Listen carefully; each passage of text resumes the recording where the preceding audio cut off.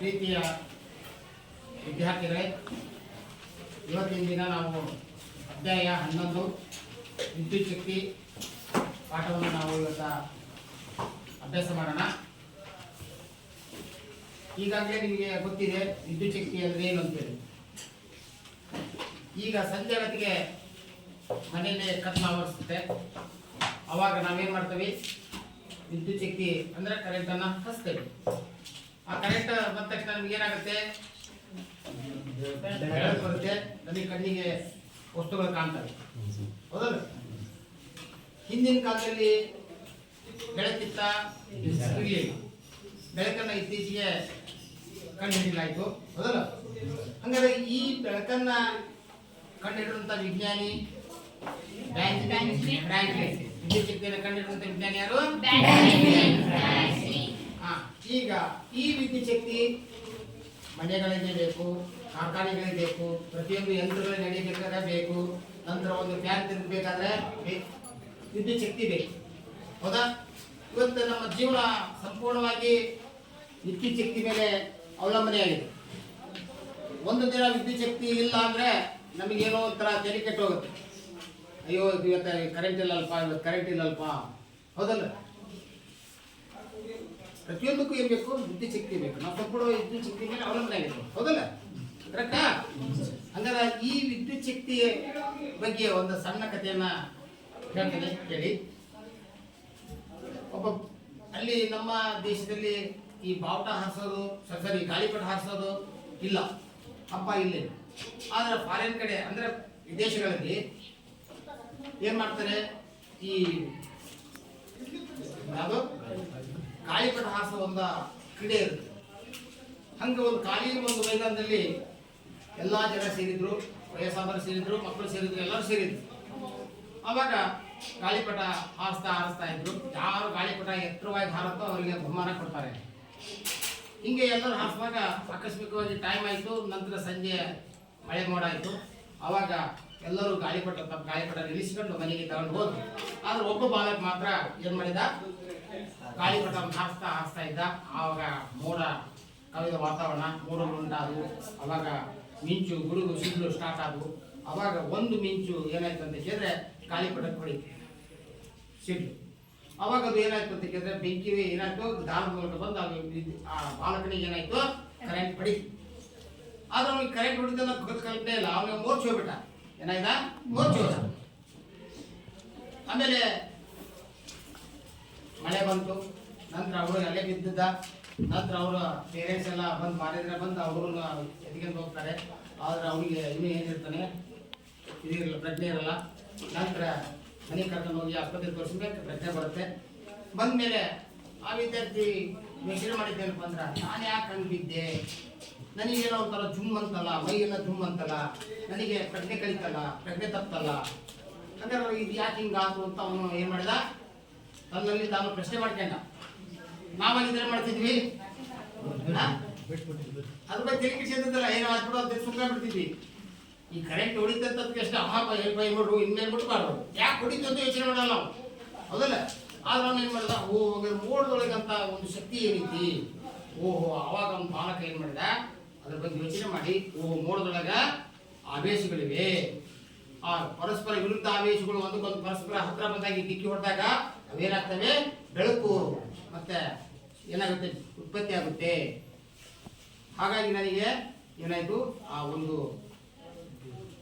ಶಕ್ತಿ ನನ್ನನ್ನು ಏನು ಮಾಡ್ತು, ತೊಂದರೆ ಮಾಡ್ತು ಅಂತ ಅನ್ಕೊಂಡು ಅವಾಗ ವಿದ್ಯುತ್ ಶಕ್ತಿಯನ್ನ ಕಂಡುಹಿಡಿದ.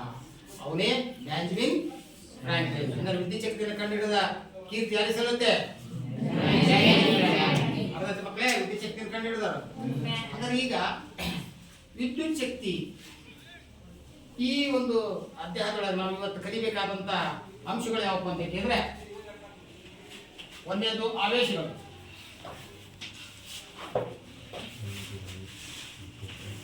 ವಿದ್ಯುತ್ ಶಕ್ತಿ ಇಂಗ್ಲಿಷ್ ಏನಂತ ಕರೀತಾರ? ಎಲೆಕ್ಟ್ರಿಸಿಟಿ. ಈ ಎಲೆಕ್ಟ್ರಿಸಿಟಿ ಅನ್ನೋ ಒಂದು ಪದದ ಮೇಲೆ ಒಂದು ಸಣ್ಣದಾದ ಒಂದು ಜೋಕ್ಸ್ ಅನ್ನು ಹೇಳ್ತಾನೆ, ಕೇಳಿ. ಇದೇ ತರ 10ನೇ ತರಗತಿಯಲ್ಲಿ ಒಂದು ಪಾಠ ಇತ್ತು, ಅದರ ಹೆಸರು ಅದು ಎಲೆಕ್ಟ್ರಿಸಿಟಿ ಅಂತ. ಅವಾಗ ನಾನು ಮೇಷ್ಟ್ರು ಒಬ್ಬ ಹುಡುಗನ ಕೇಳಿದೆ, ಇದನ್ನು ಓದಪ್ಪ ಅಂದೆ. ಓದೋದಾಗ ಕರೀಮ ಏನು ಓದಪ್ಪ ಕರೀಮ ಅಂತ ಕೇಳಿದಾಗ ಕರೀಮ ಏನೋ ಓದ್ತಾನ, ಎಲೆಕ್ಟ್ರಿಸಿಟಿ ಅನ್ನಕ್ಕೆ ಬರೋದಿಲ್ಲ ಅಂತ. ಎಲೆಕ್ಟ್ರಿಕಿಟಿ ಅಂತ ಎಷ್ಟು ಸಲ ಕೇಳಿದ್ರು ಎಲೆಕ್ಟ್ರಿಸಿಟಿ ಅಂತ ಬರಲಿಲ್ಲ ಒಂದು ಪದದ ಬಾಯಾಗ. ಎಲ್ಲ ಮಕ್ಕಳು ಹೇಳೋರು ಎಲೆಕ್ಟ್ರಿಸಿಟಿ ಅಂದ್ರೆ ಆ ಮಗುವಿನ ಬಾಯಿಗೆ ಬಂತು ಎಲೆಕ್ಟ್ರಿಕಿಟಿ ಅಂತ ಬಂತು. ಅವಾಗ ಎಲೆಕ್ಟ್ರಿಸಿಟಿ ಅಂತ ಹೇಳ ಬರಲಿಲ್ಲ. ಸಿಟ್ಟು ಬಂತು ಮೇಷ್ಟ್ರಿಗೆ, ನಾಳೆ ಬರೋ ಮುಂದೆ ನಿಮ್ಮ ಮಕ್ಕಳು ಕರ್ಕೊಂಬರಕ್ಕೆ ನೀನು ಅಂತ ಕೇಳಿದಾಗ ಆಯ್ತು ಸರ ಕರ್ಕೊಂಬರ್ತೀನಿ ಅಂತ. ಅವಾಗ ಅವರಪ್ಪ ಬಂದ, ಸರ್ ನಮ್ಮ ಮಗಗೆ ಟಂಗ್ ಟ್ವಿಸ್ಟಿಂಗ್ ಮ್ಯಾಲಿಗೆ ಪ್ರಾಬ್ಲಮ್ ಇದೆ, ಮ್ಯಾಲಿಗೆ ಬೇಗ ಹೊಳ್ಳಲ್ಲ, ಅದಕ್ಕೆ ಅವನಿಗೆ ಎಲೆಕ್ಟ್ರಿಸಿಟಿ ಅನ್ನೋದು ಬರೋಲ್ಲ ಅಂತಂದು. ಅದಕ್ಕೆ ಅವರಪ್ಪ ಏನಂತಾರ ಮತ್ತೆ ಮೇಸ್ಟ್ ಹತ್ರ ಬಂದು, ಸರ ಯಾಕೆ ಕರೆದು ಅಲ್ರಿ ನಿಮ್ಮ ಎಲ್ಲ ಮಕ್ಕಳು ಎಲೆಕ್ಟ್ರಿಸಿಟಿ ಅಂತ ಕ್ಲೀನ್ ಹೇಳ್ತಾರೆ, ನಿಮ್ಮ ಮಗ ನೋಡಿದ್ರೆ ಎಲೆಕ್ಟ್ರಿಸಿಟಿ ಅಂತ ಹೇಳ್ಬಲ್ಲ, ಎಲೆಕ್ಟ್ರಿಸಿಟಿ ಅಂತಾರ. ಅವಾಗ ಅವ್ನು ಮೇಸ್ಟ್ ಅಂತಾರ, ಸರ ದಯವಿಟ್ಟು ಇದನ್ನು ಪಬ್ಲಿಸಿಟಿ ಮಾಡಬೇಡಿ ಹಿಂಗೆ. ಅಂದರೆ ಈ ವಿದ್ಯುತ್ ಶಕ್ತಿ ಪಾಠದೊಳಗೆ ಮೊದಲನೇದಾಗಿ ಆವೇಶಗಳ ಬಗ್ಗೆ, ವಿದ್ಯುತ್ ಆವೇಶಗಳು. ಯಾವ ಆವೇಶಗಳು? ವಿದ್ಯುತ್ ಆವೇಶಗಳು. ಎರಡನೇದಾಗಿ ವಿದ್ಯುತ್ ಪ್ರವಾಹ. ಮೂರನೇದಾಗಿ ವಿದ್ಯುತ್ ಮಂಡಲ. ಆಮೇಲೆ ನಾಲ್ಕನೇದಾಗಿ ವಿದ್ಯುತ್ ವಿಭವ. ಐದನೇದಾಗಿ ವಿದ್ಯುತ್ ವಿಭವ ಅಂತ.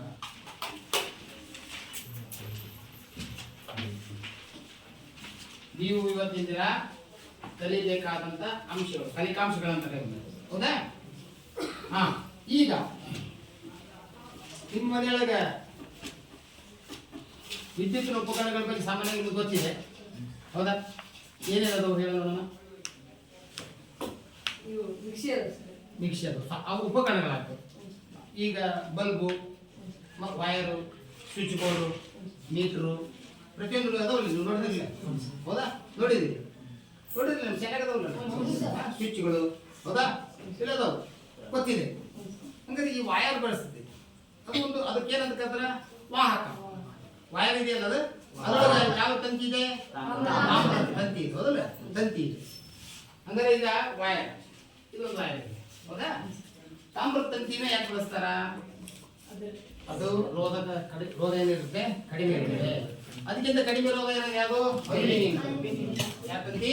ಅಲ್ಯೂಮಿನಿಯಂ ತಂತಿ. ಇದು ತಾಮ್ರದ ತಂತಿ. ಇವೆರಡಕ್ಕಿಂತ ಕಡಿಮೆ ರೋಧ ಹೊಂದಿರೋ ತಂತಿ ಯಾವುದು ಅಂದ್ರೆ ಯಾವುದು? ಬೆಳ್ಳಿ ತಂತಿ ಅಂತ. ಅಂದ್ರೆ ಈಗ ಈ ಮೂರರಲ್ಲಿ ನಾವು ವಿದ್ಯುತ್ತನ್ನ ಹರಿಸಲಿಕ್ಕೆ ಏನ್ ಮಾಡ್ತೀವಿ? ಈ ತಂತಿಗಳನ್ನು ಬಳಸಬೇಕು. ಆದ್ರೆ ನಾವು ಬಳಸೋದು ತಾಮ್ರ ತಂತಿ, ಅಲ್ಯೂಮಿನಿಯಂ ತಂತಿ, ಹೌದಾ? ಕಬ್ಬಿಣ ತಂತಿ ಅಂತ ಎಲ್ಲಿ ಬಳಸಲ್ಲ. ಯಾಕೆ ಬಳಸಲ್ಲ? ಅದರ ರೋಧ ಜಾಸ್ತಿ, ಯಾಕಂದ್ರೆ ವಿದ್ಯುತ್ ನಷ್ಟ ಆಗುತ್ತೆ. ಆದ್ರೆ ಈ ವಿದ್ಯುತ್ ಕಡಿಮೆ ನಷ್ಟ ಆಗುತ್ತೆ.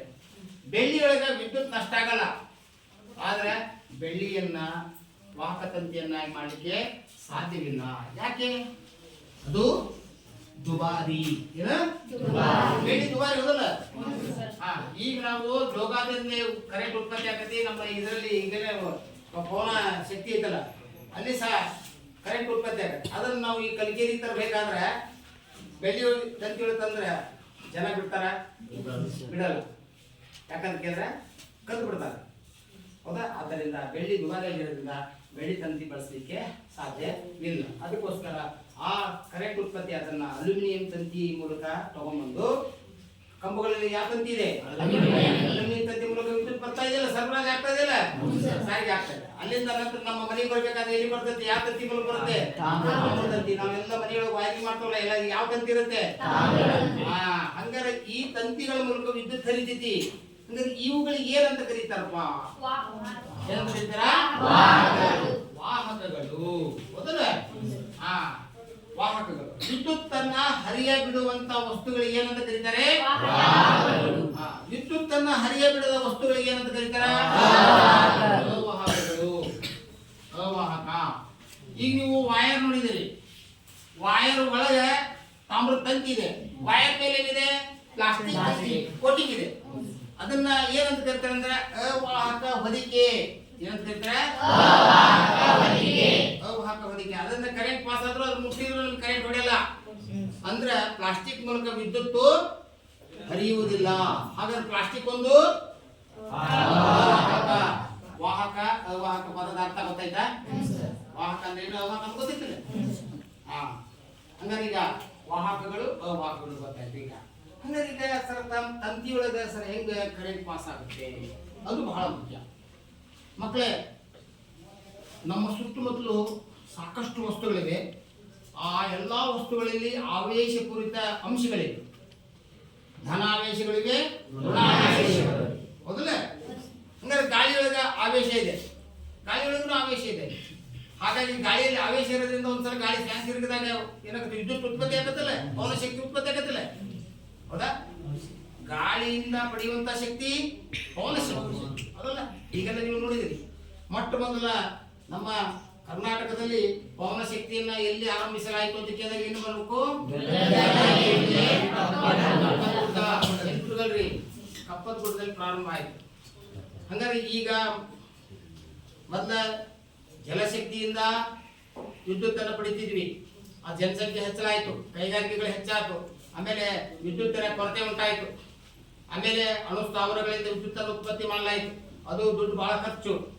ನಂತರ ಈಗ ಸಮುದ್ರದ ಅಲೆಗಳಿಂದ ವಿದ್ಯುತ್ತನ್ನು ಪಡಿತಾ ಇದ್ದಾರೆ. ಆಮೇಲೆ ಭೂಮಿಯ ಉಷ್ಣ ಶಕ್ತಿಯಿಂದ, ಭೂಗರ್ಭ ಉಷ್ಣ ಶಕ್ತಿಯಿಂದ ವಿದ್ಯುತ್ತನ್ನು ಪಡೆಯಲಾಗುತ್ತದೆ. ನಂತರ ಗಾಳಿ ಫ್ಯಾನ್ಗಳನ್ನ ಇಟ್ಟು ನಾವು ತಿರುಗಿದಾಗ ವಿದ್ಯುತ್ ಉತ್ಪತ್ತಿ ಆಗುತ್ತೆ ಪವನ ಶಕ್ತಿಯಿಂದ. ಹೀಗೆ ಅನೇಕ ತಂತ್ರಜ್ಞಾನವನ್ನು ಬಳಸಿ ಇವತ್ತಿನ ದಿನ ಜನಸಂಖ್ಯೆಗೆ ಸಂಪೂರ್ಣವಾಗಿ 24 ಗಂಟೆ ಕರೆಂಟ್, ಹೌದಿಲ್ಲ? 24 ಗಂಟೆ ಕರೆಂಟ್ ಒದಗಿಸ್ತಾ ಇದ್ದೀರಲ್ಲ, ನಿರಂತರ, ಹೌದಲ್ಲ? ನಿರಂತರ ವಿದ್ಯುತ್. ಹಂಗಾರೆ ಈ ರೀತಿ ವಿದ್ಯುತ್ ಕೊಡಕ ಏನಿದೆ? ಸೋಲಾರ್ ಎನರ್ಜಿ ಬಂದಿದೆ. ಪವನ ಅಂದ್ರೆ ಗಾಳಿ ಎನರ್ಜಿ, ಹೌದಲ್ಲ? ನಂತರ ಉಷ್ಣ ಶಕ್ತಿ, ಆಮೇಲೆ ನದಿಗಳಿಂದ ಹರಿತವುಳ್ಳ ನದಿಗಳು, ಅಲ್ಲಿ ಟರ್ಬೈನ್ಗಳನ್ನ ಇಟ್ಟರೆ ಏನಾಗ್ತವೆ? ಟರ್ಬೈನ್ಗಳು ತಿರುಗ್ತವೆ, ಅವಾಗ ವಿದ್ಯುತ್ ಶಕ್ತಿ ಉತ್ಪತ್ತಿ ಆಗುತ್ತೆ. ಆ ವಿದ್ಯುತ್ ಶಕ್ತಿಯಿಂದ ನಾವು ಬೆಳಕನ್ನು ಪಡಿತೀವಿ, ವಾಹನಗಳನ್ನು ಓಡಿಸ್ತೇವೆ, ಅನೇಕ ಕೆಲಸ ಕಾರ್ಯಗಳಿಗೆ ಈ ವಿದ್ಯುತ್ತನ್ನು ನಾವು ಬಳಸ್ತಾ ಇದ್ದೀವಿ. ಹಂಗಾರೆ ಈಗ ಏನಪ್ಪಾ ಅಂತ ಕೇಳಿದ್ರೆ, ಆವೇಶಗಳು ಅಂದ್ರೆ ಏನು ಇದು ನೆನ್ಪಿಡ್ಬೇಕು. ಆವೇಶ ಈಗ ಧನಾವೇಶ, ಋಣಾವೇಶ, ಎರಡು ಆವೇಶಗಳಿವೆ. ಈಗ ಒಂದು ಪೇಪರ್ ಇದೆ, ಪೇಪರನ್ನು ತುಂಡು ಮಾಡಬೇಕು. ಒಂದು ಬಾಚಿಗೆ ತಗೊಂಡು ನಾವು ನಮ್ಮ ತೆಲೆಯನ್ನು ಬಾಚಿಕೊಂಡಾಗ, ತೆಲೆಯನ್ನು ಬಾಚಿಕೊಂಡು ನಂತರ ಅದೇ ಬಾಚಿಣಿಕೆಯನ್ನು ನಾವು ಪೇಪರ್ ಮೇಲೆ ಹಿಡಿದಾಗ ಏನಾಗುತ್ತೆ? ಕಾಗದಗಳನ್ನು ಅಂಟಿಕೊಳ್ಳುತ್ತೆ, ಯಾಕಂತ ಹೌದಾ? ಹಾಗಾದ್ರೆ ಬಾಚಿಣಿಕೆಯೊಳಗೆ ಯಾವ ಆವೇಶ ಇದೆ? ಋಣಾವೇಶ ಇದೆ. ಪೇಪರ್ ಒಳಗೆ ಧನಾವೇಶ. ಅಲ್ಲಿ ಋಣಾವೇಶ ಧನಾವೇಶ ಏನ್ ಮಾಡ್ತೇವೆ? ಒಂದು ಪರಸ್ಪರ ಒಂದಕ್ಕೊಂದು ಆಕರ್ಷಣೆಗಳು. ಅದೇ ರೀತಿ ರೇಷ್ಮೆಯಿಂದ ಗಾಜಿನ ಕಡ್ಡಿಯನ್ನ ಉಜ್ಜಿದಾಗ ಗಾಜಿನ ಕಡ್ಡಿ ಆವೇಶ ಪೂರಿತಗೊಳ್ಳುತ್ತದೆ. ನಂತರ ಅದೇ ಗಾಜಿನ ಕಡ್ಡಿಯನ್ನ ಪೇಪರ್ ಹತ್ರ ತಂದಾಗ ಪೇಪರ್ ಏನ್ ಮಾಡುತ್ತೆ? ಇದು ಕಾಗದವನ್ನು ಏನ್ ಮಾಡುತ್ತೆ? ಆಕರ್ಷಿಸುತ್ತದೆ. ಅಂದ್ರೆ ಇಂತಹ ವಿದ್ಯುತ್ ಅನ್ನ ಏನಂತ ಕರೀತಾರ? ಸ್ಥಾಯಿ ವಿದ್ಯುತ್ ಅನ್ನುತ್ತಾರೆ. ಏನಂತ ಕರೀತಾರ? ಸ್ಥಾಯಿ ವಿದ್ಯುತ್ ಅನ್ನುತ್ತಾರೆ. ಅರ್ಥ ಆಯ್ತಾ ಮಕ್ಕಳೇ? ಹಂಗಾರೆ ಈಗ ಆವೇಶ, ಧನಾವೇಶ, ಋಣಾವೇಶ. ಧನಾವೇಶ ಮತ್ತು ಋಣಾವೇಶ ಅಂತ ಕೇಳಿದ್ರೆ, ಧನಾವೇಶ ಪ್ರೋಟಾನ್ ಅನ್ಕೊಳ್ಳಿ, ಋಣಾವೇಶ ಏನ್ ಅನ್ಕೊಳ್ರಿ? ಎಲೆಕ್ಟ್ರಾನ್ ಅನ್ಕೊಳ್ಳಿ. ಹಂಗಾರೆ ಎರಡರಿಂದಲೇ ವಿದ್ಯುತ್ ಶಕ್ತಿ ಉಂಟಾಗುತ್ತದೆ. ಅರ್ಥಾತ? ಹಂಗಾರೆ ಇವು ಅಲ್ಯೂಮಿನಿಯಂ ತಂತಿಯಲ್ಲಿ ಇಲ್ಲಿವೆ, ಅದವು. ತಾಮ್ರ ತಂತಿಯಲ್ಲಿ ಇಲ್ಲಿವೆ, ಅದವು. ಬೆಳ್ಳಿ ತಂತಿಗಳು ಇಲ್ವಾ? ಅದವು. ಕಬ್ಬಿಣ ತಂತಿಗಳು ಇಲ್ವಾ? ಯಾವ ತಮ್ಮ ಮೂಲಕ ವಿದ್ಯುತ್ ಅನ್ನ ಹರಿಬಿಡುತ್ತವೆಯೋ ಆ ಎಲ್ಲಾ ವಸ್ತುಗಳಲ್ಲಿ ಧನಾವೇಶ ಮತ್ತು ಋಣಾವೇಶಗಳು ಇರ್ತವೆ. ಅರ್ಥ ಆಯ್ತಾ? ಹಾಗಾದ್ರೆ ಈಗ ಇಲ್ಲಿ ನೋಡ್ರಿ, ಪ್ಲಸ್ ಮತ್ತು ಪ್ಲಸ್ ಇವು ಎರಡು ಆವೇಶಗಳು, ಒಂದೇ ರೀತಿಯ ಆವೇಶಗಳು, ಹೌದಲ್ಲ? ಒಂದೇ ರೀತಿಯ ಆವೇಶಗಳು. ಇವು ಮೈನಸ್ ಮತ್ತು ಮೈನಸ್, ಇವು ಒಂದೇ ರೀತಿಯ ಆವೇಶಗಳು. ಇದು ಋಣಾವೇಶ, ಇದು ಋಣಾವೇಶ. ಆದ್ರೆ ಪ್ಲಸ್ಸು ಮತ್ತು ಮೈನಸ್ಸು, ಮೈನಸ್ಸು ಮತ್ತು ಪ್ಲಸ್ಸು ಇವು ವಿರುದ್ಧ ಆವೇಶಗಳು. ಎಂತ ಆವೇಶಗಳು? ವಿರುದ್ಧ ಆವೇಶಗಳು. ಇವು ಒಂದೇ ರೀತಿಯ ಆವೇಶಗಳು. ಈಗ ಒಂದು ನೋಡ್ರಿ, ಎರಡು ಆವೇಶಗಳು ಪರಸ್ಪರ ಒಂದೇ ರೀತಿಯ ಆವೇಶಗಳು ಸೇರಿದಾಗ ಇಲ್ಲಿ ಏನಾಗುತ್ತೆ ಅಂತ ಕೇಳಿದ್ರೆ ಸೇರೋದಿಲ್ಲ, ಒಂದೇ ರೀತಿ ಆವೇಶಗಳು ಏನಾಗಲ್ಲ, ಪರಸ್ಪರ ಸೇರಲ್ಲ. ಅವು ಏನಾಗ್ತವೆ, ದೂರ ಸರಿತವೆ. ಏನಾಗ್ತವೆ, ದೂರ ಸರಿತವೆ. ಈ ದೂರ ಸರಿತವಲ್ಲದಕ್ಕ ಏನು ವಿಕರ್ಷಿಸುತ್ತವೆ. ಪರಸ್ಪರ ಆವೇಶಗಳು ಒಂದನ್ನೊಂದು ವಿಕರ್ಷಿಸುತ್ತವೆ, ಹೌದಲ್ಲ. ಮೈನಸ್ ಮೈನಸ್ ಸಹ ಏನಾಗುತ್ತೆ, ವಿಕರ್ಷಣೆ ಆಗುತ್ತೆ. ಅದೇ ಒಂದು ಪ್ಲಸ್ ಒಂದು ಮತ್ತು ಆ ಮೈನಸ್ ಏನ್ ಮಾಡ್ತವೆ, ಪರಸ್ಪರ ಏನ್ ಮಾಡ್ತವೆ, ಆಕರ್ಷಣೆ ಹೊಂದುತ್ತವೆ, ಹೌದಲ್ಲ. ಈ ಆಕರ್ಷಣೆ ಹೊಂದಿದಾಗ ಮಾತ್ರ ಕರೆಂಟ್ ಅನ್ನೋ ಒಂದು ಉತ್ಪತ್ತಿ ಆಗುತ್ತೆ. ಅರ್ಥ?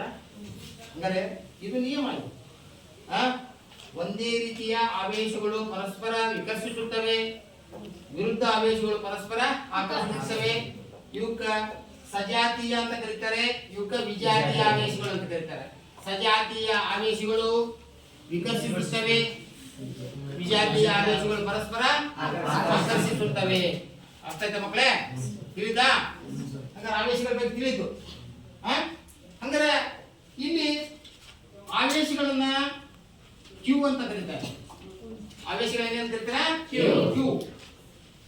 ಹಂಗಾರೆ ಕ್ಯೂ ಅನ್ನ, ಈ ಆವೇಶಗಳನ್ನ ಅಳೆಯುವಂತ ಏಕಮಾನ ಕೂಲಾಂಬ್. ಸಿ ಕೂಲಾಂಬ್. ಆವೇಶಗಳಲ್ಲಿ ಏಕಮಾನ ಕೂಲಾಂಬ್. ಹಂಗಾರೆ ಈಗ ಒಂದು ಎಲೆಕ್ಟ್ರಾನಿನ ಆವೇಶ 1.6 × 10⁻⁻⁻⁹ ಏನ್ ಮುಂದೆ 1.6 × 10⁻⁻⁻⁹ ಆವೇಶಕ್ಕೆ ಎಲೆಕ್ಟ್ರಾನ್ಗಳಿಗೆ ಸಮ. ಒಂದು ಎಲೆಕ್ಟ್ರಾನ್ ಆವೇಶ ಕೂಲಾಂಬಿಗೆ ಸಮ. ಒಂದು ಎಲೆಕ್ಟ್ರಾನ್ ಆವೇಶ ಎಷ್ಟಿರುತ್ತೆ? 1.6 × 10⁻⁻⁻⁹ ಎಲೆಕ್ಟ್ರಾನ್. -19 ಅಂದ್ರೆ ಒಂದ್ರ ಮುಂದ 19 0 ಆವೇಶ, ಒಂದು ಎಲೆಕ್ಟ್ರಾನ್ ಆವೇಶ. ಅರ್ಥ? ಹಂಗಾರೆ ಈಗ ಆವೇಶಗಳ ಬಗ್ಗೆ ಅರ್ಥ ಆಯ್ತು. ನೆಕ್ಸ್ಟ್ ಈಗ ವಿದ್ಯುತ್ ಪ್ರವಾಹ. ಒಂದೇದು ಆವೇಶ ತಿಳಿತಾ? ಎರಡನೇದು ವಿದ್ಯುತ್ ಪ್ರವಾಹ. ವಿದ್ಯುತ್ ಪ್ರವಾಹ ಅಂದ್ರೆ ಯಾರು ಹೇಳ್ತೀರಿ? ಗೊತ್ತಿತ್ತು ವಿದ್ಯುತ್ ಪ್ರವಾಹ ಅಂದ್ರೆ? ಈಗ ನಾನು ಹೇಳ್ತೇನೆ ಕೇಳಿ. ಪ್ರವಾಹ ಅಂದ್ರೆ ದ್ರವಗಳ ಹರಿಯುವಿಕೆಯನ್ನು ಏನಂತ ಕರೀತಾರ? ಪ್ರವಾಹ. ದ್ರವಗಳ ಹರಿಯುವಿಕೆಯನ್ನ ಈಗ ನೋಡ್ರಿ, ನೀರು ಒಂದು ಸುಮ್ಮನೆ ಕಲಿತು ಏನ್ ಪ್ರವಾಹ ಪಾಪ ಅಂತ ಹೌದಲ್ಲ. ದ್ರವಗಳ ಹರಿಯುವಿಕೆಯನ್ನು ಏನಂತ ಕರೀತಾರ? ಪ್ರವಾಹ. ವಿದ್ಯುತ್ ಆವಿಷ್ಟ ಕಣಗಳ ಹರಿಯುವಿಕೆಯನ್ನ ವಿದ್ಯುತ್ ಪ್ರವಾಹ.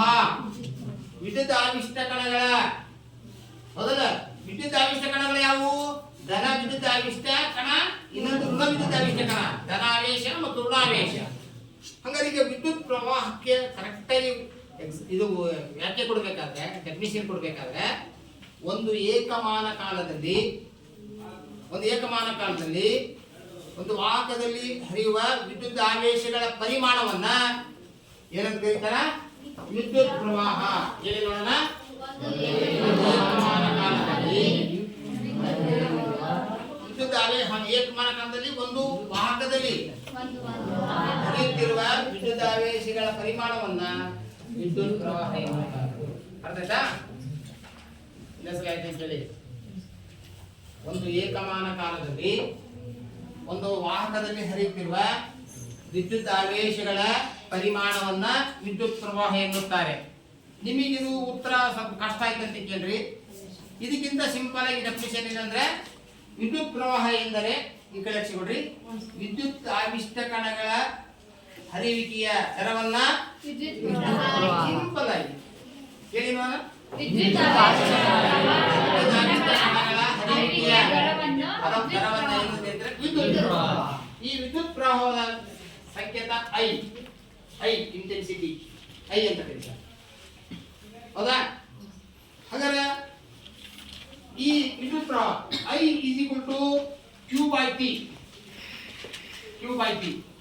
ಇಲ್ಲಿ ನೋಡ್ರಿ, Q/T ಇನ್ ಡೆಫಿನಿಷನ್. ವಿದ್ಯುತ್ ಪ್ರವಾಹದ ಈಗ ಸಮೀಕರಣ ಹೇಳಬೇಕಾದ್ರೆ, ಒಂದು ಏಕಮಾನ ಕಾಲದಲ್ಲಿ ಒಂದು ವಾಹಕದಲ್ಲಿ ಹರಿಯುತ್ತಿರುವ ವಿದ್ಯುತ್ ಆವೇಶಗಳ ಪರಿಮಾಣವನ್ನ ವಿದ್ಯುತ್ ಪ್ರವಾಹ ಎನ್ನುತ್ತಾರೆ.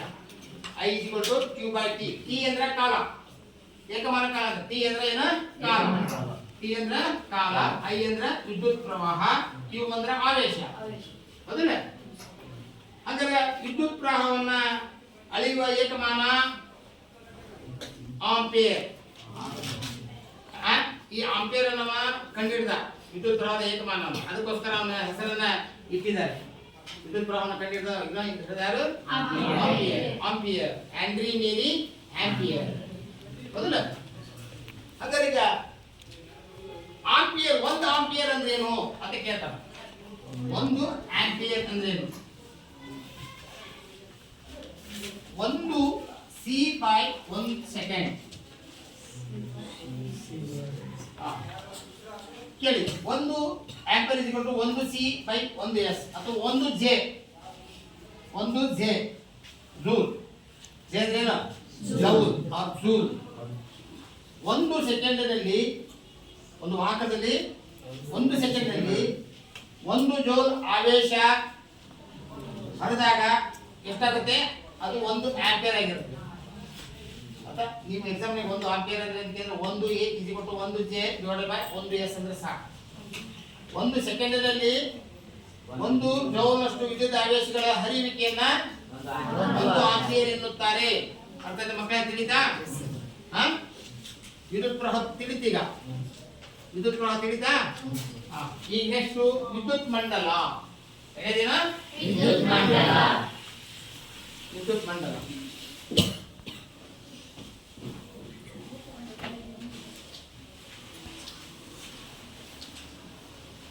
ವಿದ್ಯುತ್ ಮಂಡಲ ಈ ಅಕ್ಷರವೆಲ್ಲ ನೆನ್ಪಿಟ್ಕೋಬೇಕು. ಇನ್ನು ದೊಡ್ಡದ ನಾವು ಬರ್ಕೋಬೇಕಾ? ಈಗ ವಿದ್ಯುತ್ ಮಂಡಲ. ಮಂಡಲ ಅಂದ್ರೆ ಒಂದು ವ್ಯವಸ್ಥೆ. ಮಂಡಲ ಅಂದ್ರೆ ಏನ? ವ್ಯವಸ್ಥೆ. ಹೌದಲ್ಲ? ವಿದ್ಯುತ್ ಮಂಡಲ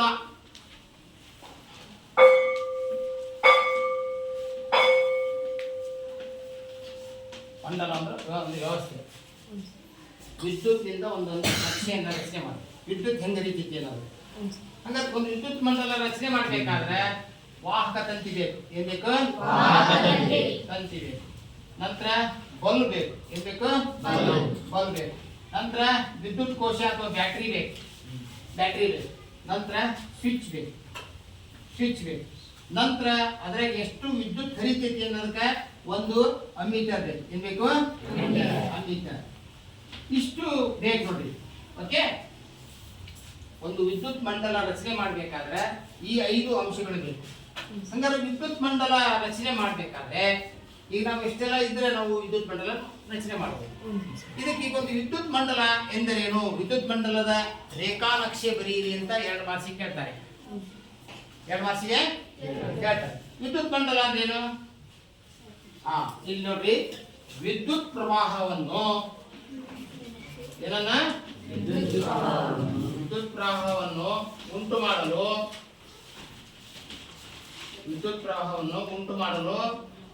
ಮಾಡಿಕೊಂಡ ಸಂವೃತ ವ್ಯವಸ್ಥೆ ಅಂದ್ರೆ ಮಂಡಲ ಅನ್ನೋದು ಒಂದು ವ್ಯವಸ್ಥೆ ಅಂತಾನೆ. ವಿದ್ಯುತ್ ಪ್ರವಾಹವನ್ನ ಉಂಟು ಮಾಡಕ ನಾವು ಮಾಡಿಕೊಂಡಂತ ಒಂದು ಸಂವೃತ ವ್ಯವಸ್ಥೆ. ಈಗ ನಮ್ಗೆ ಏನಿದೆ? ಬಲ್ಬ್ ಬೆಳಗ್ತಾ ಇದೆ. ಹೌದಲ್ಲ? ಬೆಳಕು ಬಲ್ಬ್ತಾ ಇದೆ. ಅಲ್ಲಿ ಬೆಳಕು ಬಲ್ಬ್ತಾ ಅಂದ್ರೆ ಅಲ್ಲಿ ವೈರ್ ಇದೆ, ಸ್ವಿಚ್ ಇದೆ. ಹೌದಲ್ಲ? ನಂತರ ಮೀಟರ್ ಇದೆ. ಹೌದಲ್ಲ? ಎಷ್ಟು ಕರೆಂಟ್ ಒಂದು ತಾಸು ಬಿಡಿಸಿದೆ, ಎಷ್ಟು ವಿದ್ಯುತ್ ಹರಿತು ಹೋದ್ರಾಗ ಅದು ತೋರಿಸ್ತದಲ್ಲ ಇಲ್ಲಿ. ಹಂಗಾರೆ ಈಗ ನಾನಿದೆ ನೋಡ್ರಿ, ವಿದ್ಯುತ್ ಮಂಡಲ ನಕ್ಷೆ ಬರೀತೀನಿ. ವಿದ್ಯುತ್ ಮಂಡಲ ಅಂತ ಗೊತ್ತೈತಲ್ಲ? ಒಂದು 4 ಪದ.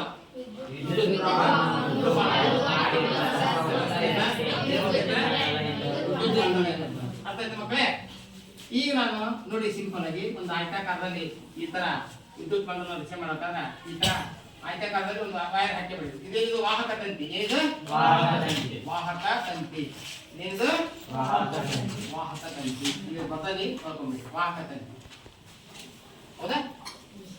ನಾನು ಇಲ್ಲಿ ವಾಹಕ ತಂತಿ ಒಳಗೆ ಇಲ್ಲಿ ಒಂದ್ ಕಡೆ ಏನ್ ಮಾಡ್ತಾನಂದ್ರೆ ಬಲ್ಬ್ ಫಿಕ್ಸ್ ಮಾಡ್ತಾನೆ. ಬಲ್ಬ್ ಏನಿದು? ಬಲ್ಬ್ ಏನಿದು? ಬಲ್ಬ್. ಇದು ಬಲ್ಬ್. Okay, bulb. ನಂತರ ಇಲ್ಲಿ ಬ್ಯಾಟ್ರಿ ಜೋಡಿಸ್ತೀನಿ. ನಾನು ಬ್ಯಾಟ್ರಿ ಜೋಡಿಸ್ಬೇಕಾದ್ರೆ ನೋಡ್ರಿ ಈ ತರ ತೋರಿಸಿದೆ. ಇದೇನಿದು? ಬ್ಯಾಟ್ರಿ. ಈ ಬ್ಯಾಟ್ರಿ, ಇದು ಬ್ಯಾಟ್ರಿ. Okay, battery. ಈಗ ನಾನು ಇಲ್ಲಿ ಒಂದ್ ಕಡೆ ಸ್ವಿಚ್ ತೋರಿಸ್ತೀನಿ. ಏನ್ ಮಾಡ್ತಾನೆ? ಸ್ವಿಚ್ ತೋರಿಸಿದೆ. ಇದು ಒಳಗೆ ಒಂದು ಚುಕ್ಕಿ ಇಡ್ತಾನೆ. ಇದು ಸ್ವಿಚ್ ಮುಚ್ಚಿದೆ ಅಂತ ಅರ್ಥ. Switch off, switch off. ಈ ಬಟನ್ ತೆಗೆದ್ರೆ ಸ್ವಿಚ್ ಆನ್. ಈ ಕರೆಂಟ್ ಪ್ರಾರಂಭ ಆಗ್ತದೆ. ಈಗ ನಾನು ಇಲ್ಲಿ ಒಂದ್ ಕಡೆ ಏನ್ ಮಾಡ್ತೇನೆ ಅಂತಿದ್ರೆ ಒಂದ್ ಇದ್ರಾಗ ಅಮ್ಮೀಟರ್ ತೋರಿಸ್ತೇನೆ. ಏನ್ರಿ ಏನದು ಅಮ್ಮೀಟರ್. ಹಂಗಾರೆ ಈಗ ವಿದ್ಯುತ್ ಪ್ರವಾಹ ಇತ್ತು. ಈಗ ಇಲ್ಲೊಂದು ದೊಡ್ಡ ಲೈನ್ ಹಾಕಿದೆ, ಇಲ್ಲೊಂದು ಚಿಕ್ಕ ಲೈನ್ ಹಾಕಿದೆ. ಓಕೆ, ಇದು ಪ್ಲಸ್, ಈ ಕಡೆ ಈ ಕಡೆದು ಮೈನಸ್. ನಾನೀಗ ವಿದ್ಯುತ್ ಪ್ರವಾಹ ಯಾವ ಕಡೆ ಹರಿತೈತೆ ಅಂತ ಕೇಳಿದ್ರೆ ಯಾವಾಗಲೂ ನೋಡ್ರಿ, ಒಂದು ವಾಹಕದಲ್ಲಿ ಧನಾವೇಶ ಕಣ ಮತ್ತು ಋಣಾವೇಶ ಕಣಗಳು ಈ ರೀತಿ ಇರ್ತಾವ ಅನ್ಕೊಳ್ಳಿ. Plus minus minus minus. Okay, ಹರಿತಾವ. ಈಗ ನಾವು ಸ್ವಿಚ್ ಆನ್ ಮಾಡಿದ ತಕ್ಷಣ ಎಲೆಕ್ಟ್ರಾನ್ಗಳು ಈ ಕಡೆ ಚಲಿಸ್ತಾ ಇದಾವೆ ಅನ್ಕೊಳ್ಳಿ. ಪ್ರೋಟಾನ್ಗಳು ಯಾವ ಕಡೆ ಚಲಿಸ್ತಾವು? ವಿರುದ್ಧವಾಗಿ ಚಲಿಸ್ತಾವು. ಇದನ್ನ ನೆನ್ಪಿಟ್ಕೊಳ್ರಿ. ಪ್ರೋಟಾನ್ಗಳು ಯಾವ ಕಡೆ ಚಲಿಸ್ತಾವು? ಧನಾವೇಶ ಕಣಗಳು ವಿರುದ್ಧವಾಗಿ ಚಲಿಸ್ತವೆ. ಈಗ ಎಲೆಕ್ಟ್ರಾನ್ಗಳು ಯಾವ ಕಡೆ ಚಲಿಸಿವು? ಈ ಕಡೆ ಚಲಿಸಿವು. ಪ್ರೋಟಾನ್ಗಳು ಈ ಕಡೆ ಚಲಿಸಿವು. ಹಂಗಾರೆ ವಿದ್ಯುತ್ ಪ್ರವಾಹದ ದಿಕ್ಕು ಯಾವ ಕಡೆ ಇದೆ? ಧನಾವೇಶ. ಯಾವ ಕಡೆ ಇದೆ? ಧನಾವೇಶ. ನಾನಿಲ್ಲಿ ವಿದ್ಯುತ್ ಪ್ರವಾಹ ಯಾವ ಕಡೆ ಚಲಿಸುತ್ತೆ? ಈಗ ಧನಾವೇಶದಿಂದ ಹೊತ್ತಲೇ ಇದು ಧನ ಇರುತ್ತದೆ. ಧನಾವೇಶದಿಂದ ಚಲಿಸ್ತದೆ. ವಿದ್ಯುತ್ ಪ್ರವಾಹದ ದಿಕ್ಕು ಯಾವ ಕಡೆ ಇರುತ್ತದೆ ಅಂತ ಕೇಳಿದಾಗ ಧನಾವೇಶ ಕಡೆ ಇರುತ್ತದೆ. ಇದು ನೆನಪಿರ್ಲಿ. ಕೇಳಕ್ಕೆ ಒಂದು ಮಾರ್ಕ್ಸ್ಗೆ ಇದು ಏನಪ್ಪ ಅಂತ ಕೇಳಿದ್ರೆ ವಿದ್ಯುತ್ ಮಂಡಲದ ರೇಖಾನಕ್ಷೆ. ಎಕ್ಸಾಮ್ ಒಂದು ಮಾರ್ಕ್ಸ್ ಕೇಳ್ತಾರೆ, ವಿದ್ಯುತ್ ಪ್ರವಾಹ ಎಂದರೇನು? ಹೌದಲ್ಲ? ವಿದ್ಯುತ್ ಮಂಡಲ ಎಂದರೇನು? ವಿದ್ಯುತ್ ಮಂಡಲದ ರೇಖಾನಕ್ಷೆ ಬರೆಯಿರಿ. ಅರ್ಥ ಆಯ್ತಾ ಮಕ್ಕಳೇ? ತಿಳಿತಾ? ಕುಂತ್ಕೋಣ. ಈಗ ನೆಕ್ಸ್ಟ್ ವಿದ್ಯುತ್ ವಿಭವ ಮತ್ತು ವಿದ್ಯುತ್ ವಿಭವ ಅಂತ ಇವೆರಡು ಅಂಶಗಳ ಬಗ್ಗೆ ಹೇಳ. ಈಗ ವಿದ್ಯುತ್ ವಿಭವ ತಿಳಿತಾ? ಕುಂತ್ಕೋಣ. ಸರಿ,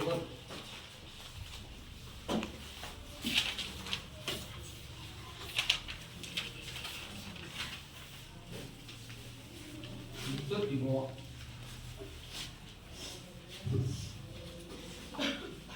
ಮಕ್ಕಳೇ, ಇದೊಂದು ಮನೆ, ಇದು ಮನೆ ಅಂತ ಭಾವಿಸಿ. ಮನೆ ಮೇಲೆ ಒಂದು ವಾಟರ್ ಟ್ಯಾಂಕ್ ಇದೆ. ಹೇಳ್ತವೆ ವಾಟರ್ ಟ್ಯಾಂಕ್ ಇದೆ. ಓಕೆ, ವಾಟರ್ ಟ್ಯಾಂಕ್ ಇದೆ. ನಾವು ವಾಟರ್ ಟ್ಯಾಂಕಿಂದ ನೀರು ಕೆಳಗೆ ಹರಿಬೇಕು. ಹೌದಲ್ಲ? ನೀರು ಹರಿಬೇಕು. ಇದು ನಲ್ಲಿ. ಓಕೆ, ಇದು ನಲ್ಲಿ. ಈ ವಾಟರ್ ಟ್ಯಾಂಕಿಗೆ ಮನೆಯ ಪಂಪಿಂದ, ಮನೆಯ ಮುಂದೆ ಪಂಪ್ ಇದೆ, ಸಂಪ್ ಇದೆ. ಇದು ಸಂಪ್, ನೀರು ಟ್ಯಾಂಕ್ ಅದ. ಇಲ್ಲಿಂದ ಪೈಪ್ ಮೋಟರ್ ಮಾಡಿ ನಾವು ಏನ್ ಮಾಡ್ತೀವಿ? ನೀರು ಇಲ್ಲಿ ಟ್ಯಾಂಕಿ ಬೆಳಗ್ಗೆ ಮಾಡ್ತೇವೆ. ಗೊತ್ತಾ? ಓಕೆ, ಈಗ ನಾವು ಇಲ್ಲಿ ಮೋಟರ್ ಆನ್ ಮಾಡಿದ್ವಿ. ನೀರು ಫುಲ್ ಆಗಿದೆ. ಏನಾಗಿದೆ? ಈ ಟ್ಯಾಂಕ್ ಏನಾಗಿದೆ? ಫುಲ್ ಆಗಿದೆ. ಹೌದಲ್ಲ? ಹಂಗಾದ್ರೆ ಈಗ ನಾವು ನಲ್ಲಿ ಆನ್ ಮಾಡಿದ್ರೆ ನೀರು ಏನಾಗ್ತಾ ಇದೆ? ಬೀಳ್ತದೆ. ನೀರು ಆಗ್ತದೆ. ನಾವು ಈ ಮೋಟರ್ ಆನ್ ಮಾಡ್ದಂಗ ಬರೀ ನಲ್ಲಿ ನೀರನ್ನು ಆನ್ ಮಾಡಿದ್ರೆ ನೀರಿನ ವೇಗ ಯಾವಾಗಲೂ ಒಂದೇ ರೀತಿ ಇರುತ್ತದ? ನೀರು ಬೀಳ್ತಕ್ಕಂಥ ಸ್ಪೀಡ್ ಇದೆಯಲ್ಲ, ಒಂದೇ ರೀತಿಯಾಗಿ ಇರ್ತದ? ಇಲ್ಲ. ಇಲ್ಲಿ ಮೋಟರ್ ಆನ್ ಮಾಡಿದೆ, ಇಲ್ಲಿ ನೀರು ಆನ್ ಮಾಡಿದ್ದೀನಿ. ಇಲ್ಲಿ ನೀರು ಬೀಳ್ತಾ ಇದೆಯಲ್ಲ, ಅದರ ಯಾವಾಗಲೂ ಸ್ಪೀಡ್ ಏನಾಗಿರುತ್ತೆ? ಒಂದೇ ರೀತಿಯಾಗಿರುತ್ತೆ. ಮೊದಲ ಆಗ್ತದೆ. ನಾನು ಇಲ್ಲಿ ಮೋಟರ್ ಆನ್ ಮಾಡಿಲ್ಲ, ನಲ್ಲಿ ನೀರು ಆನ್ ಮಾಡಿದ್ದೀನಿ. ಹೌದಲ್ಲ? ನಲ್ಲಿ ನೀರು ಆನ್ ಮಾಡಿದ್ದೀನಿ. ಸ್ಟಾರ್ಟಿಂಗ್ ನೀರು ಸ್ಪೀಡ್ ಬೀಳುತ್ತೆ. ಒಂದು 5 ನಿಮಿಷ ಆದ್ಮೇಲೆ ನಲ್ಲಿ ನೀರು ಏನಾಗುತ್ತೆ? ಸ್ಲೋ ಆಗತ್ತೆ. ಯಾಕೆ? ಕಡಿಮೆ ಆಕೈತೆ ಹೋಗತ್ತೆ. ಕಡಿಮೆ ಆದಂಗ ನೀರಿನ ಸ್ಪೀಡ್ ಏನಾಕೈತೆ? ಹೋಗತ್ತೆ, ಕಡಿಮೆ ಆಕತಿ. ಹಂಗಾದ್ರೆ ಈ ರೀತಿ ಒಂದು ವಾಹಕದಲ್ಲಿ ವಿದ್ಯುತ್ ಪ್ರವಾಹ ಆಗ್ಬೇಕಾದ್ರೆ, ಸತತವಾಗಿ ವಿದ್ಯುತ್ ಪ್ರವಾಹ ಒಂದು ಮಟ್ಟದಲ್ಲಿ ಹರಿಬೇಕಾದ್ರೆ ಅದನ್ನ ಕಾಪಾಡಿಕೊಳ್ತಕ್ಕಂಥ ಶಕ್ತಿ ಯಾರಿಗಿದೆ? ವಿದ್ಯುತ್ ವಿಭವಕ್ಕೆ ಇದೆ. ಹೌದಲ್ಲ? ಒಂದು ವಾಹಕದಲ್ಲಿ ವಿದ್ಯುತ್ ಪ್ರವಾಹ ಸತತವಾಗಿ ಒಂದೇ ರೀತಿ ಹರಿಯಬೇಕಾದ್ರೆ ಅದನ್ನ ಕಾಪಾಡಿಕೊಳ್ಳುವ ಅಂಶವೇ ವಿದ್ಯುತ್ ವಿಭವ. ಅರ್ಥ ಮಕ್ಕಳೇ? ಇದನ್ನು ವಿದ್ಯುತ್ ವಿಭವನ ವಿ ವೋಲ್ಟ್ ಇಂದ ಅಳಿತಾರೆ. ವಿಭವಾಂತರವನ್ನು ವೋಲ್ಟೇಜ್ ಇಂದ ಅಳಿತಾರೆ. ಓಕೆ ವಿದ್ಯುತ್ತಿಗೆ ತಿಳಿದಿಲ್ಲ ವಿದ್ಯುತ್ತಿಗೂ ಒಂದು ವಾಹಕದಲ್ಲಿ ವಿದ್ಯುತ್ ಸತತವಾಗಿ ಒಂದೇ ರೀತಿ ಪ್ರವಾಹ ಉಂಟಾಗಬೇಕಾದ್ರೆ ಅದನ್ನ ಕಾಪಾಡಿಕೊಳ್ಳುವಂತ ಶಕ್ತಿಯೇ ವಿದ್ಯುತ್ ಪ್ರವಾಹ ಹೌದಲ್ಲ ವೋಲ್ಟೇಜ್ ಅಂದ್ರೆ ಈಗ ನಾನೀಗ ವಿಭವಾಂತರದ ಬಗ್ಗೆ ಹೇಳ್ತೇನೆ ಅದ್ರ ಬಗ್ಗೆ ಅರ್ಥ ಆಯ್ತಾ ನೆಕ್ಸ್ಟ್ ಯಾವುದು ವಿಭವಾಂತರ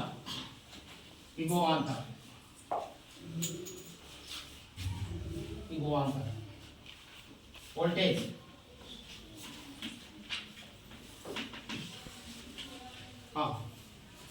ಈಗ ನಾವು ಜೋಗದಲ್ಲಿ ಕರೆಂಟ್ ಉತ್ಪತ್ತಿ ಆಗಿದೆ ಅದನ್ನ ನಮ್ಮ ಕಲಿಕೇರಿ ತರಬೇಕು ಕಲಿಕೇರಿ ತರಬೇಕು ಹೌದಾ ಅಥವಾ ಕಲಿಕೇರಿ ಹತ್ರ ಅಥವಾ ಮುಂಡ್ರಿಗೆ ಒಂದು ಎಲೆಕ್ಟ್ರಿಕ್ ಗ್ರಿಡ್ ಅಂತ ಇರುತ್ತೆ ಅಲ್ಲಿಂದ ನಮ್ಮ ಕಲಿಕೇರಿಗೆ ಕರೆಂಟ್ ಹೌದಲ್ಲ ಹಾಗಾದ್ರೆ ಈಗ ಇಲ್ಲಿಂದ ಕರೆಂಟ್ ಇಲ್ಲಿ ತರಬೇಕಾದ್ರೆ ಒಂದು ಕೆಲಸ ನಡೀತದೆ ಅದನ್ನೇ ವಿಭವಾಂತರ ಅಂತ ಕರೀತಾರೆ ಏನು ಕರೀತಾರೆ ವಿಭವಾಂತರ ಹೌದಲ್ಲ ಇಲ್ಲಿ ಹಾಗಾದ್ರೆ ವಿಭವಾಂತರ ಡೆಫಿನಿಷನ್ ಹೇಳಬೇಕಾದ್ರೆ ಅನಂತದಲ್ಲಿರುವ ಬಿಂದುವಿನಿಂದ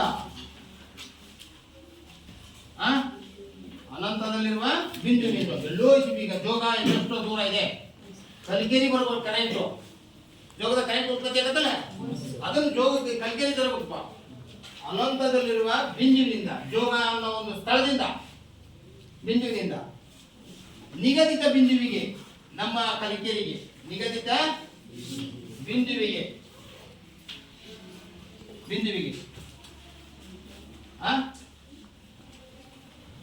ಅನಂತದಲ್ಲಿರುವ ಬಿಂದುವಿನಿಂದ ನಿಗದಿತ ಬಿಂದುವಿಗೆ ಏಕಮಾನ ಧನಾವೇಶವನ್ನ ಏನು ಯಾವ ಆವೇಶ ಏಕಮಾನ ಧನಾವೇಶವನ್ನು ತರುವಲ್ಲಿ ನಡೆದ ಕೆಲಸವನ್ನ ಏನಂತ ಕರೀತಾರ ಏನಂತ ಕರೀತಾರ ವಿದ್ಯುತ್ ವಿಭವ ಅಂತ ಅರ್ಥ ಆಯ್ತಾ ನೀವು ಡೆಫಿನಿಷನ್ ಅದು ಹಿಂಗಂದ್ರೆ ಒಂದು ಏಕಮಾನ ಧನಾವೇಶವನ್ನ ಅನಂತದಲ್ಲಿರುವ ಒಂದು ಬಿಂದುವಿನಿಂದ ಇನ್ನೊಂದು ಬಿಂದುವಿಗೆ ನಿಗದಿತ ಸ್ಥಳಕ್ಕೆ ತರುವಲ್ಲಿ ನಡೆದ ಕೆಲಸವನ್ನ ವಿಭವಾಂತರ ಎನ್ನುತ್ತಾರೆ. ಇದರ ಏಕಮಾನ ವೋಲ್ಟ್. ಇದರ ಏಕಮಾನ ಏನ ವೋಲ್ಟ್. ಎಕ್ಸಾಮ್ ಕೇಳ್ತಾರ ವೋಲ್ಟ್ ವಿ ವೋಲ್ಟ್. ವಿಭವಾಂತರದ ಏಕಮಾನ ವೋಲ್ಟ್. ಹಂಗಾರೆ ವಿಭವಾಂತರವನ್ನು ಅಳೆಯಲು ಬಳಸುವ ಉಪಕರಣ ವೋಲ್ಟ್ ಮೀಟರ್. ನೆನ್ಪಿಟ್ಟಿದ್ದಾರೆ ಅದು volt meter. Okay volt meter ತಿಳಿತಾ? ಈಗ ನಾವು ಏನೇನು ಕಲ್ತ್ವಿ?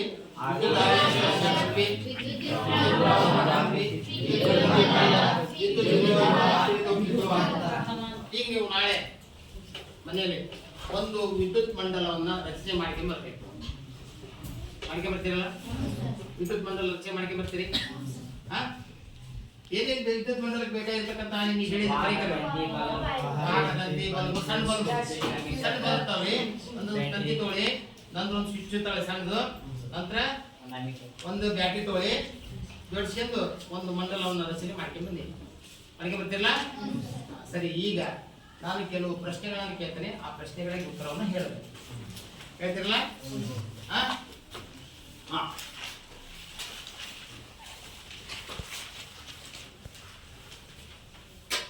ಆವೇಶಗಳ ನಿಯಮ ಯಾರು ಹೇಳ್ಬೇಕು? ಆವೇಶಗಳ ನಿಯಮ